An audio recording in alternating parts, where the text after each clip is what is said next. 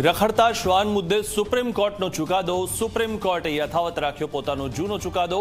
કહ્યું પાછલા આદેશનું રાજ્યોએ નથી કર્યું યોગ્ય પાલન. સાર્વજનિક જગ્યાઓ પરથી હટાવાય શ્વાન.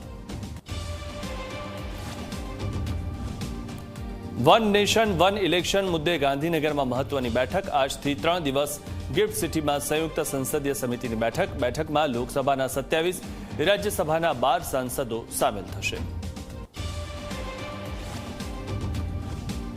5 દિવસમાં બીજી વાર વધ્યા ઈંધણના ભાવ. પેટ્રોલના ભાવમાં 87 પૈસા અને ડીઝલના ભાવમાં 93 પૈસાનો વધારો. પેટ્રોલનો નવો ભાવ ₹98.31, ડીઝલનો નવો ભાવ ₹94.15.